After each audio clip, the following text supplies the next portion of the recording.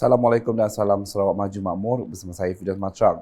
Tumpuan berita, para pegawai perubatan dari Semenanjung Malaysia perlu terbuka dan bersedia untuk berkhidmat di mana-mana fasiliti kesihatan di bawah seliaan Kementerian Kesihatan Malaysia KKM di Sarawak.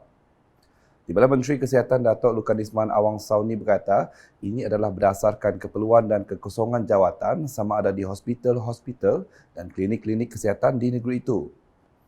Menurutnya, Sarawak amat memerlukan sokongan tenaga kerja untuk ditempatkan di fasiliti-fasiliti kesihatan baharu yang telah siap. Beliau berkata demikian semasa mengadakan lawatan kerja ke Klinik Kesihatan Bandaraya Miri di sini pada Jumaat. Dalam perkembangan lain, Ahli Parlimen Sibuti itu menjelaskan KKM juga dalam proses penetapan para pegawai kontrak dan pegawai perubatan dalam calon simpanan di Sarawak. Berita seterusnya, prihatin dengan kejadian yang menimpa penduduk yang terjejas akibat rumah mereka terbakar, Ahli Dewan Undangan Negeri Adun Pantai Damai, Datuk Dr. Abdul Rahman Junaidi telah menyantuni penduduk tersebut di Kampung Bintawak Hilir Kuching pada Jumaat. Beliau yang juga Timbalan Menteri Utiliti dan Telekomunikasi, Utiliti Sarawak memberitahu 13 keluarga yang dilaporkan terlibat dalam kebakaran tersebut telah dipindahkan ke Dewan Masyarakat Kampung Bintawak Hilir. Menurutnya, hanya sebahagian daripada mangsa kebakaran menumpang di rumah saudara mara yang berdekatan. Dalam masa sama, beliau turut menyalurkan sumbangan kepada mangsa kebakaran. Katanya beberapa bantuan telah diterima iaitu dari Pusat Khidmat Dun Pantai Damai, Tabung Baitul Mal, Jabatan Kebajikan Masyarakat Bahagian Kuching dan beberapa agensi yang lain. Dalam pada itu, Datuk Dr. Abdul Rahman turut menyeru kepada orang ramai yang ingin memberikan bantuan boleh datang sendiri ke Kampung Bintawak Hilir dan berjumpa dengan penghulu lahan Sabu serta Ketua Kampung Tahir Kasim. Difahamkan 9 rumah telah terjejas akibat kebakaran yang berlaku kira-kira jam 1.20 pagi Jumaat di mana 7 rumah musnah terbakar manakala 2 rumah lagi terkena serpihan kebakaran. Punca kebakaran belum dikenal pasti dan tiada sebarang kecederaan dilaporkan.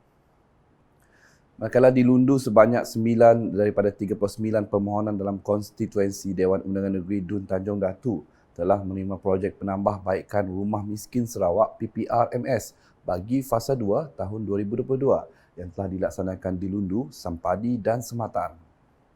Bagi semua projek tersebut, Ahli Dewan Undangan Negeri Adun Tanjung Datu Azizul Anwar Adnan berkesempatan untuk meninjau perkembangannya pada Khamis. Antara penerima PPRMS ialah seperti tertera.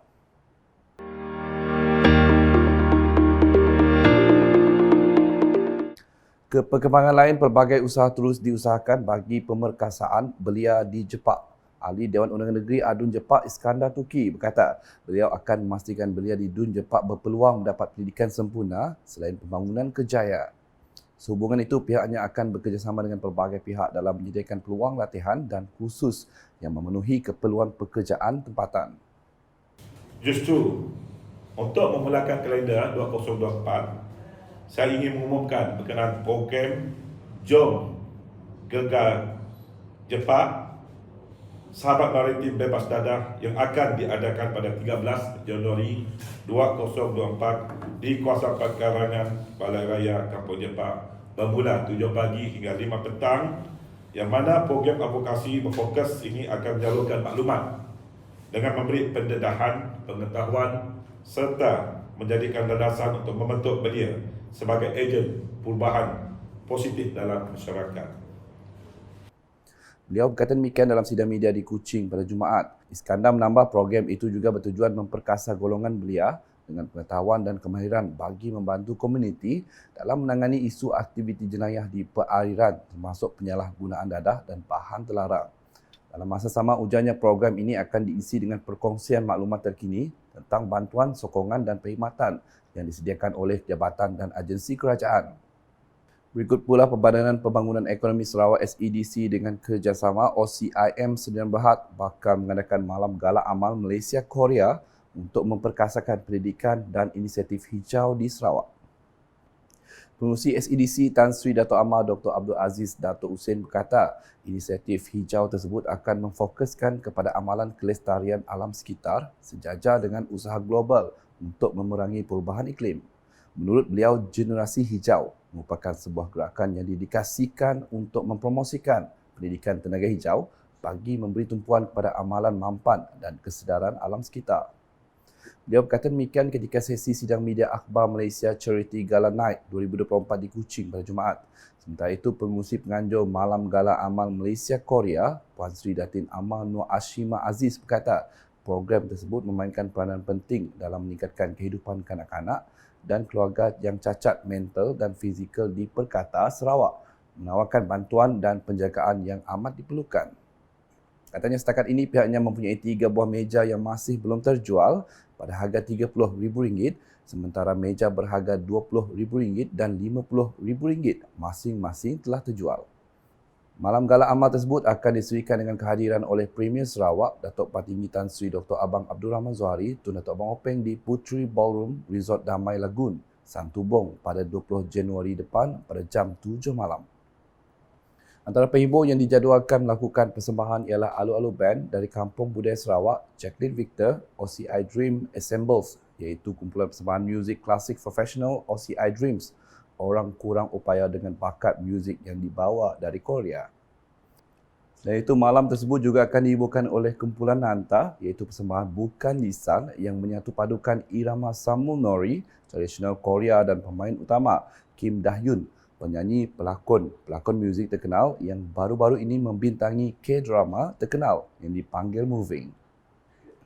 Berita malam ini diakhiri dengan laporan mengenai Persatuan Wartawan Bahagian Kuching KDJA mengalu-alukan pemilihan Sarawak sebagai tuan rumah bagi Hari Wartawan Nasional Hawana 2024.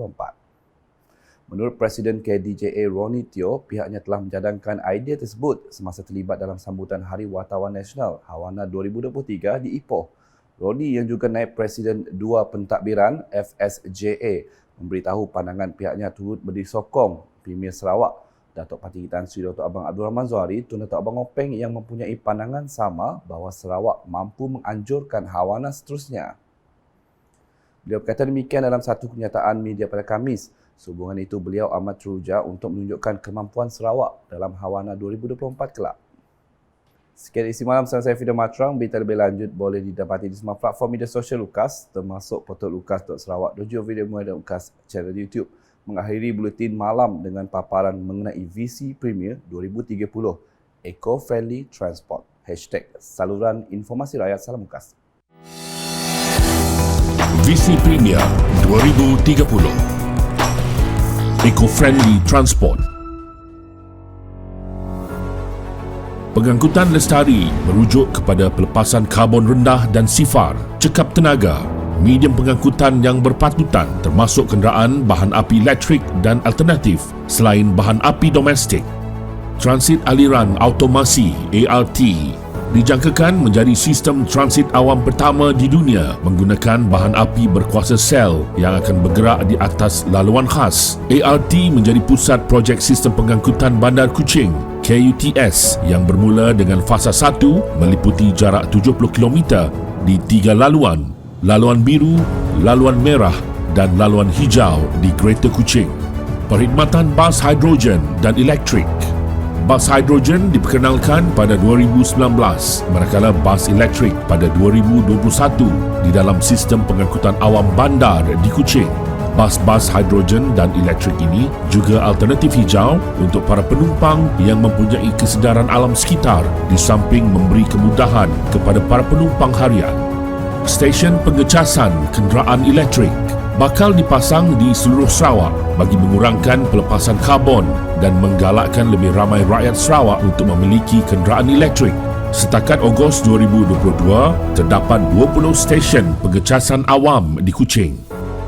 Dengan kepimpinan Premier yang berwawasan, Sarawak akan menjadi peneraju di peringkat nasional, malah ke peringkat global di dalam pelaksanaan pengangkutan mesra alam.